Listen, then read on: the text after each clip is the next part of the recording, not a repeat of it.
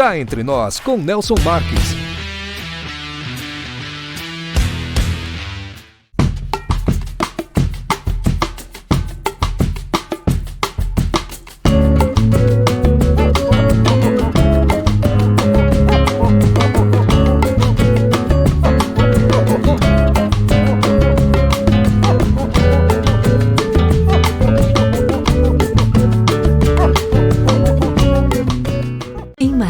Hospede-se no Estoril Hotel, no centro de tudo, com o conforto que você merece. Ótimas opções de apartamentos, para você desfrutar de dias tranquilos, seja para lazer ou para fazer negócios. A maior estrutura de eventos corporativos da região, academia, pet friendly, estacionamento privativo e coberto e um delicioso café da manhã. Em Marília, reserve o melhor para você. Estoril Hotel.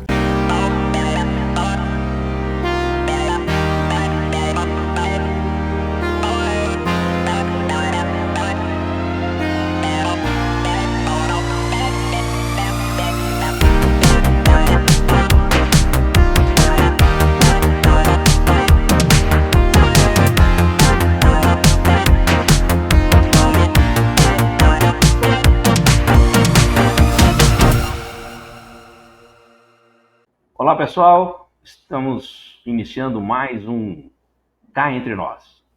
E hoje nós temos o prazer de receber aqui o Dr. Gabriel Motim Machado.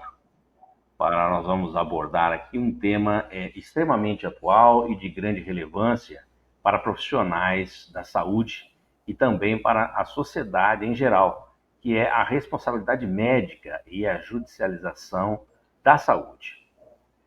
Dr. Gabriel é especialista em direito médico e da saúde, com ampla experiência em assessoria jurídica para médicos, clínicas e hospitais, além de atuação em processos envolvendo responsabilidade civil e judicialização da saúde. Dr. Gabriel integra o escritório Motim Machado Advogados, fundado em 1988, que se destaca pela inovação e compromisso com a excelência jurídica. O escritório atua em diversas áreas, como direito médico, imobiliário, família e sucessões, contratual, tributário, societário, entre outras, e é reconhecido pela precisão técnica, solidez e atenção aos detalhes de cada caso. Muito obrigado por aceitar o nosso convite e seja muito bem-vindo ao Cá Entre Nós, Dr. Gabriel. Boa tarde, Nelson. Boa tarde aos telespectadores. Muito obrigado pelo convite. Fico honrado de estar aqui para conversar com vocês. Que bacana. Fico também muito contente em poder entrevistar uma pessoa que vai nos esclarecer detalhes desse assunto tão, como disse no começo, tão atual e tão importante para todos nós, né? Porque resvala também nas pessoas que utilizam a área médica que não é fácil. A gente vai chegando a uma certa idade e a gente usa cada vez mais, né? Nós temos que saber exatamente aquilo que nós temos de direito e que também os médicos têm de direito e que possam fazer e atender bem os seus pacientes. É justamente isso. A gente pode trazer bastante aconselhamento nessa área. Nosso escritório atua unicamente na defesa dos médicos. Nós não atendemos pacientes. Mas é óbvio que todos esses direcionamentos a gente pode tratar aqui na entrevista. Sem dúvida. Para defender os médicos, há que ter alguma acusação, alguma sugestão de alguma coisa que tenha sido feita e, obviamente, vai ser ou por pacientes ou pelas instituições. Exatamente. De uma certa forma, estão todos entrelaçados, né? Opa, caiu minha câmera aqui. Não tem problema, isso acontece, isso é normal. Nessas gravações online, a gente tem que ter um pouco de paciência e também saber que isso acontece. Olha eu aparecendo lá, que bacana, tá vendo? Fique tranquilo.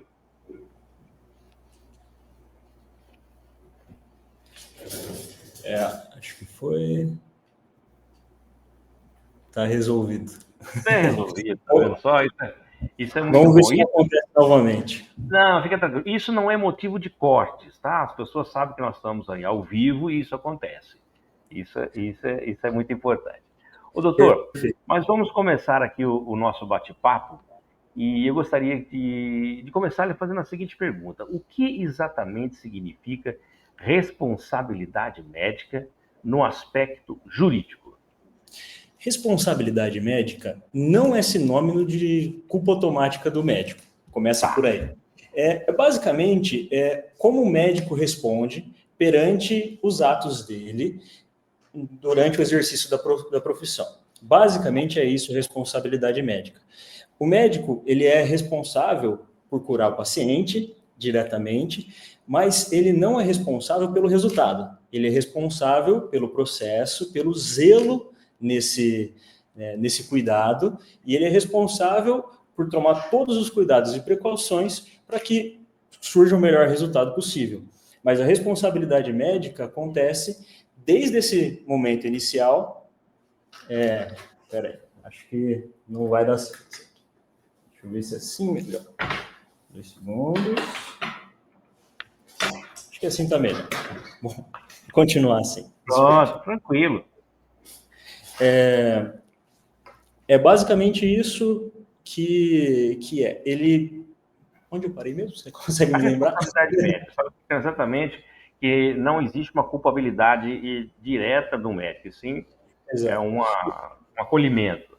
Isso. E o direito também entende que ali tem questões biológicas, questões imprevisíveis que não está de acordo com a atuação do médico diretamente. Então, tem diversas variáveis que compõem a responsabilidade médica.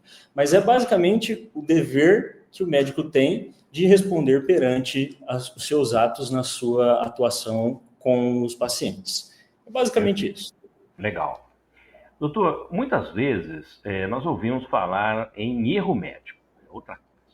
Na prática, como que o direito diferencia um erro de uma complicação possível dentro de um procedimento? Isso é um ponto muito interessante, é uma linha muito tênue entre o que é um erro médico e o que é uma complicação. E por isso acaba tendo muita divergência jurisprudencial, divergência de interpretação, divergência do paciente com o médico, mas é basicamente o seguinte: tudo aquilo que o médico teve uma imperícia, uma ingerência, isso aí é um erro médico. Ou seja, se eu estou fazendo uma cirurgia abdominal no paciente e esqueço um gaze dentro da barriga dele, isso é um erro médico. Se eu, às vezes, faço uma perfuração em algum órgão que, de fato, eu poderia ter evitado, isso é um erro médico.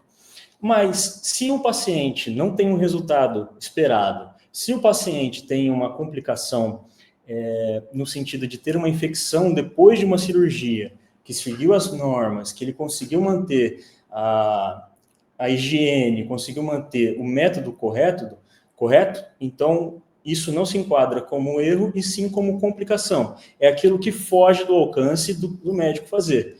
Se você teve ou não uma infecção, muito provavelmente não é culpa do médico. Isso é questão do seu corpo, é questão biológica. E o erro é quando, diretamente, o médico agiu com imperícia ou ingerência. Exatamente isso. Dá para se identificar direitinho as duas situações. Exatamente. E aí, o que é muito injusto é quando a gente confunde as duas coisas. Às vezes, o paciente tem uma predisposição para algum tipo de transtorno que ele vai ter ali depois da cirurgia. Tem alguns pacientes que têm, por exemplo, um baixo nível de cálcio nos ossos e a cicatrização acaba gerando algum tipo de lesão. E é óbvio, isso é totalmente causado pelas complicações. O erro é diferente. É quando o médico, de fato, causa aí o problema. Ocasionado pelo profissional por imperícia, né? Exatamente. Doutor, o Brasil vive um crescimento da chamada judicialização da saúde. O que está por trás desse fenômeno e quais os impactos para médicos, pacientes e o sistema de saúde de um modo geral? A judicialização aumentou muito de um modo geral, não só na área da saúde. Questão trabalhista, questão de consumidor, processo de companhias aéreas, de bancos, principalmente os processos de massa aumentou muito. Isso ocasionado, via de regra, pelo acesso à informação das pessoas e pela ampla gama de profissionais trabalhando nesse meio. Então, de fato, a gente tem mais de 2,5 milhões de advogados no Brasil e que aumenta muito, de fato, a questão da judicialização. Mas para a área médica, o que a gente vê muito na judicialização? Óbvio, tem casos, de fato, que tem a responsabilização do médico e que há, sim, uma culpa por trás do médico, podemos chamar assim. Mas aí, nos outros 85% a 90%, não conseguimos enquadrar como um erro médico. São resultados das complicações. Então, o que acontece é que as pessoas judicializam as expectativas dela. Às vezes o médico não deixou muito claro como seria o resultado da cirurgia, como, por exemplo, um cirurgião plástico. Hoje, tem até consórcio para fazer cirurgia plástica. Verdade. Então, está muito comum isso e tem muita gente que está buscando. Então, o que acontece é que muita gente tem processado os médicos indevidamente e isso gera também uma sensação de insegurança para o lado dos médicos e dos hospitais, porque os hospitais são solidariamente responsáveis às atitudes do médico. Então, se, por exemplo, tiver um erro dentro de uma sala de cirurgia, dentro de uma Santa Casa, dentro de algum dos hospitais, ele também é responsável por esse erro. Então, acaba tendo um custo elevado, uma insegurança maior para quem presta o serviço propriamente. Então, acaba gerando muita frustração e um custo elevado com esse aumento da judicialização. E é óbvio, é necessário, sempre que tiver uma complicação, de fato, buscar o judiciário para resolver. Fazer as notificações, fazer os acordos, mas o que a gente vê é o aumento do número de casos injustificados, indevidos. E aí, para isso, exigem os profissionais para defender os hospitais e os médicos. Sem dúvida. Doutor, quais são os cuidados que o médico deve ter no dia a dia para evitar processos por responsabilidade civil? Eu acho que o principal ponto para o médico conseguir evitar a responsabilidade civil é a questão da transparência com os pacientes. O que acontece muito é a ausência de conversa entre o médico e o paciente. Ou a pessoa não tem noção das extensões dos riscos que ela pode correr, não tem noção do resultado que ela pode ter, via de regra é o estético que mais incomoda, e a promessa do resultado. A gente vê muitas práticas, principalmente de cirurgião plásticos, que é mais voltado à beleza, de promessas nos resultados efetivos. E o médico, como o advogado, são profissionais de meio, e eles não podem garantir resultado de forma alguma. Cada corpo reage de uma maneira, né? Exatamente. E o mais importante que eu acho que a pessoa tem que ter, ainda mais em procedimentos de risco, em atendimento diário, podemos dizer, é a questão de um prontuário muito bem detalhado. Certo. A pessoa tem que ter, um prontuário muito bem detalhado. O que a gente também observa são médicos que na correria do dia a dia, ou até por não ter o tempo para conseguir, acaba fazendo um prontuário muito curto.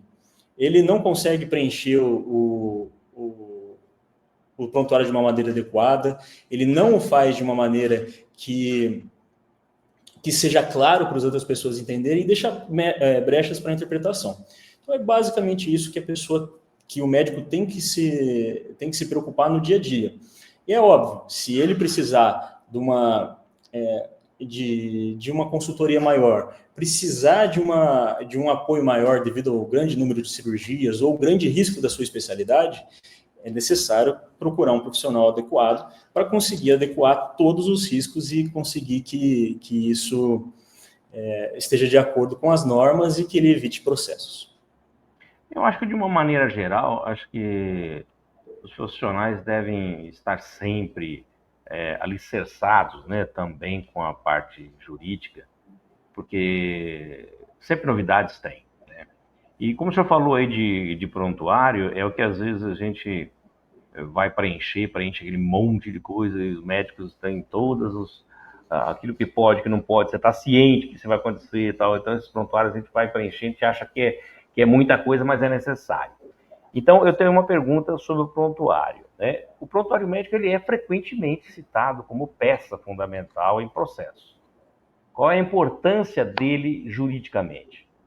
É essencial. Um prontuário médico mal feito é a sua sentença de culpa.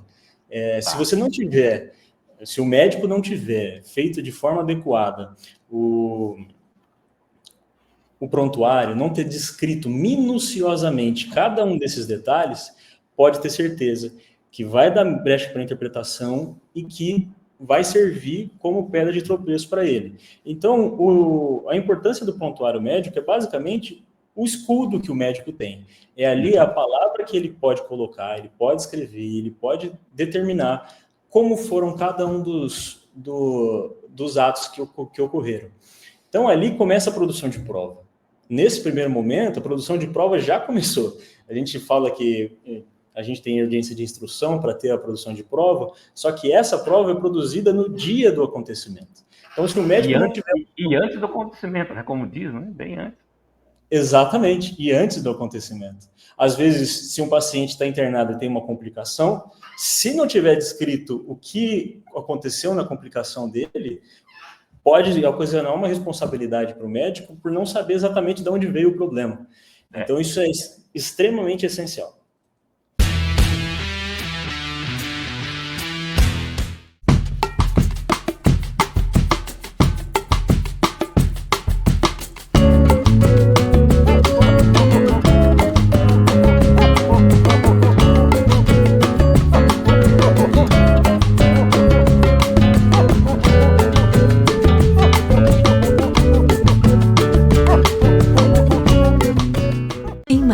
Hospede-se no Estoril Hotel, no centro de tudo, com o conforto que você merece. Ótimas opções de apartamentos, para você desfrutar de dias tranquilos, seja para lazer ou para fazer negócios. A maior estrutura de eventos corporativos da região, academia, pet friendly, estacionamento privativo e coberto e um delicioso café da manhã. Em Marília, reserve o melhor para você. Estoril Hotel.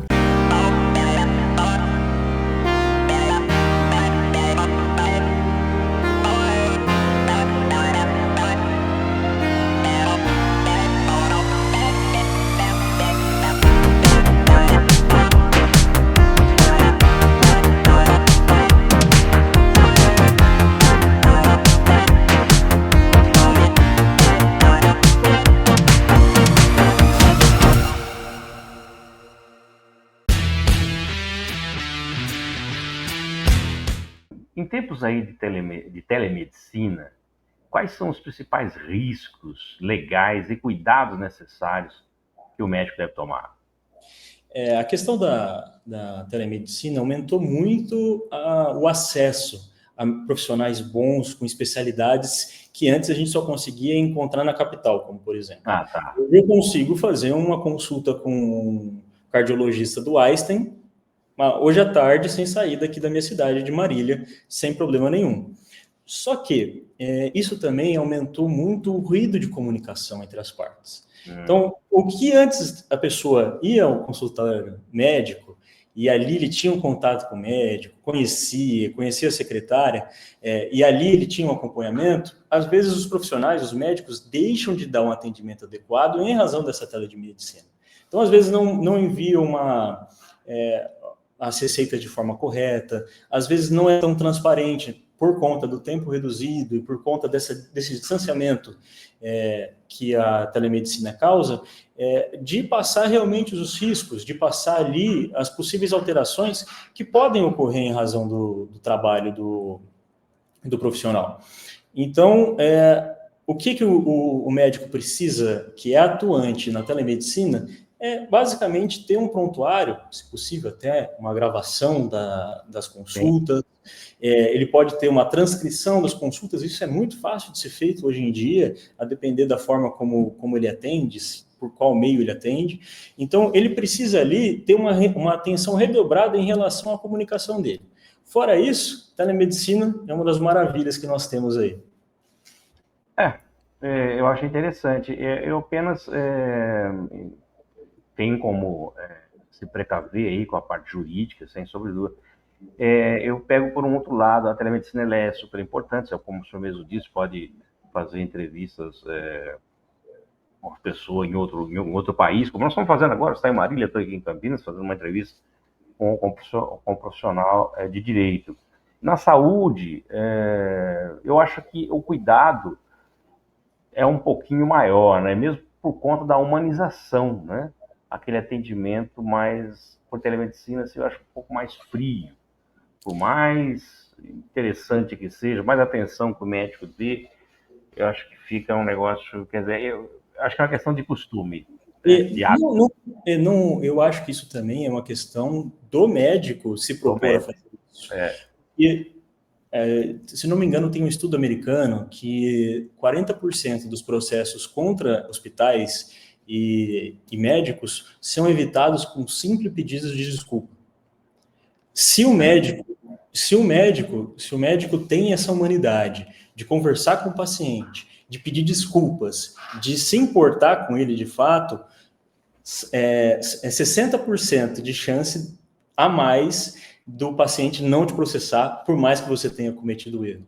Então, essa questão da humanidade do médico é uma questão que falta. Tem muitos profissionais, excelentes profissionais, técnicos, mas que não têm humanidade para tratar com os pacientes, o que gera uma revolta. E esse ponto da telemedicina só aumenta mais essa frieza, essa distância entre as pessoas. Eu acho que, por enquanto, sim, é a única coisa que eu não consigo aceitar muito, né? É isso, essa questão aí dessa distância, como o senhor mesmo disse, essa falta de humanização. Que, obviamente, num bate-papo pessoal é outra coisa, o acolhimento é outro, não tem como. Eu, pessoalmente, também prefiro os atendimentos presenciais. Me sinto mais seguro também, mas acredito que a telemedicina veio para ficar e vai ter um momento. Não tenha dúvida. Não tenha dúvida, também acho isso. É uma questão de adequação, né, de nós, pacientes, com a nova tecnologia que veio para nos ajudar. Aqui, a gente batendo um papo tão gostoso quanto esse aqui, passando informação para os telespectadores e para os seguidores de uma maneira tranquila, sem termos que estar lado a lado, né? Estamos aqui lado a lado, porém online. Isso que é importante. Doutor, como que o consentimento informado pode proteger tanto o paciente quanto o profissional de saúde? O consentimento informado é um outro ponto essencial, principalmente, quer dizer, que é obrigatório em procedimentos invasivos. Via de regra, ele é feito oralmente, né? Por exemplo, se você for tomar um dipirona, o médico receitar um dipirona, ele pode falar que pode dar uma dor de barriga em você, por exemplo. E aí, ali você tem o entendimento. Esse é o consentimento informado oral. O ideal é o consentimento informado escrito, que é justamente para o paciente entender quais são os riscos, quais são as consequências, quais são os possíveis resultados e o que está incluso e o que não está incluso. Então, isso é essencial para o paciente entender como vai ser determinado, se ele tem um risco grave, por exemplo, se ele tem uma deficiência congênita no coração, podemos falar assim, ele tem um risco maior de morrer numa sala de cirurgia em razão de uma anestesia. Uma anestesia, uma parada cardíaca, né? Exatamente. E ali ele precisa deixar muito claro. Se não tiver isso bem detalhado, e detalhado mesmo, exaustivamente detalhado, pode gerar margem para uma interpretação negativa, tanto por um lado quanto por outro. Outra ideia é também, se o médico, às vezes, prometer um resultado e colocar isso no papel, também é a certeza do paciente ter uma base ali para um processo, por exemplo. Então, serve como produção de prova para os dois lados. E é essencial para principalmente para os cirurgiões, tá? Principalmente para os cirurgiões que tenham esse consentimento informado. Óbvio, tem casos de acidente, de urgência que não tem como ter, mas na maioria dos casos tem como ter e na maioria das vezes é mal feito, tá? Tem muitos casos que é muito mal feito, a pessoa não entende, o médico mesmo também não entende direito quais são os resultados, como está escrito aquilo ali, talvez não foi nem ele que fez, nem ele que analisou, e aí gera muito desgaste entre as partes. O senhor poderia citar alguns exemplos de situações comuns em que os médicos acabam sendo processados injustamente, doutor? Principalmente em cirurgias plásticas. É o principal ponto. É questão de o resultado não gostar. Às vezes a pessoa vai fazer uma lipoaspiração e não fica da forma como queria. Às vezes a mulher coloca um silicone e não ficou da forma como ela gostaria de olhar no espelho. No nariz também, principalmente na área do rosto, isso acaba gerando uma baita de uma frustração no paciente e acaba processando o médico por falta disso. Um outro caso também é quando confunde-se o erro com a complicação. Às vezes a pessoa pode perder a perna e na cirurgia ela acaba mancando depois de ter finalizado, ela processa o médico por estar mancando. Mas, na verdade, o médico salvou a perna dela e ela consegue andar.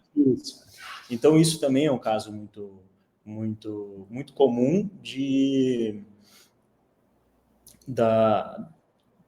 deles serem processados injustamente. O grande ponto aí também é que tem alguns processos que são justos e que a gente observa. E, na maioria das vezes, é por falta de atenção do médico, falta de atenção, falta de humanidade, de sentar e se importar com o paciente. Às vezes o paciente chega infartando, ele fala que é pneumonia, mas por quê? Porque não fez a atenção adequada, não deu a atenção adequada, não conseguiu conversar. Chega com uma dor no peito, ele acha que é porque correu, que caiu. E a falta de conversa é muito comum, ainda mais nas redes públicas, tá? Principalmente quando a gente fala de SUS ali, é uma grande falta de atenção por parte dos médicos. Só que isso tudo pode ser evitado e tudo isso pode ser bem acompanhado se tiver um planejamento adequado, tá? Isso tudo é bem possível de ser acompanhado e de ser mudado. E do lado do paciente, quais são os direitos fundamentais que precisam ser preservados nesse contexto, doutor? Os principais direitos fundamentais que eu posso falar é a questão da transparência, que é justamente o que eu falei desde o início. Sim. O paciente tem que ter certeza do que está acontecendo com ele. Ele tem que saber os riscos. E se ele perguntar ao médico, ele tem que responder. E ele também tem que ter acesso à informação dele. Ele tem que saber quais são os exames dele e o porquê que ele está sendo submetido a isso. Ele tem o direito fundamental, quando ele entra no consultório, de ser atendido humanamente, da pessoa dar o atendimento adequado, em pedir os exames corretos, em olhar para a pessoa, fazer as perguntas corretas. Tudo isso é direito do paciente e ele tem que forçar o médico a fazer isso. Ele pode perguntar isso ao médico sem problema nenhum. E o médico tem que, por sua vez, entender que aquilo é função dele. Via de regra, os bons médicos, os excelentes médicos, a gente não precisa nem falar. Mas isso é uma função e um direito do paciente. A transparência é a principal delas. Acaba sendo sempre caindo nessa tecla, né, doutor? O diálogo, o falar corretamente aquilo que a pessoa, não que ela simplesmente quer ouvir, mas aquilo que realmente né? E ter essa entre aspas, não vou falar nem meia-culpa, mas esse entendimento. Olha, você vai partir para uma cirurgia, ela ocorre desta maneira e riscos acontecem como qualquer coisa que você for fazer. Então, vamos tomar todos os cuidados possíveis, mas você vai ter que também colaborar com isso, por exemplo, como o senhor mesmo disse, manter o lugar, no caso de um corte, manter a higienização, para que não haja complicação futura. Eu acho que é o que eu consigo, que eu comentei a respeito da humanização. Quando você chega a ir a um consultório médico, o que você mais quer do médico? Você quer acolhimento. Você quer um acolhimento, você quer...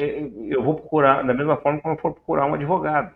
Eu chego aí no seu escritório e eu vou contar os meus problemas e eu quero, não digo a solução, mas as maneiras pelas quais podemos caminhar para chegar a uma solução. E eu tenho que buscar com um profissional, né?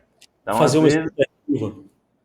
Exatamente. Então, às vezes isso não acontece, ou como o senhor mesmo disse, é tratado de uma maneira muito fria, e aí causa um monte de outros problemas, né? Que geralmente quando acontece isso parece que é brincadeira, mas acontece sempre alguma coisa que vem a agravar. O fator psicológico conta muito. Isso em todas as relações. A gente percebe que hoje a gente nunca esteve tão próximo um do outro, mas tão distante ao mesmo tempo. As redes sociais trouxeram muita proximidade, trouxe muito distanciamento. As pessoas já não se entendem mais, já não conversam mais, já não tem mais uma transparência, porque criou-se uma distância. Hoje é muito fácil você ignorar, hoje é muito fácil você estar fora, hoje é muito fácil você sair daqui para outro lugar e fingir que é outra pessoa. Então, isso é um ponto central de todas as relações, não na relação médica. Mas, basicamente, o direito está ali para proteger, sim, o paciente, ele deve ser protegido, ele tem uma relação ali, não vou dizer de vulnerabilidade, mas sim de precisar de um cuidado maior, justamente por já estar numa situação mais desgastante, já está de forma...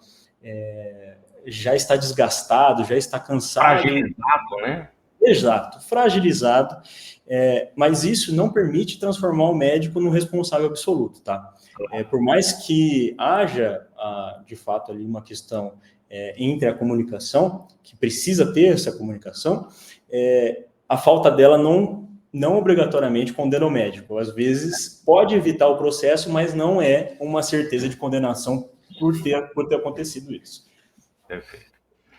Doutor Gabriel, cá entre nós, que conselho o senhor daria aos profissionais de saúde que estão preocupados com esse aumento de processos judiciais na área médica?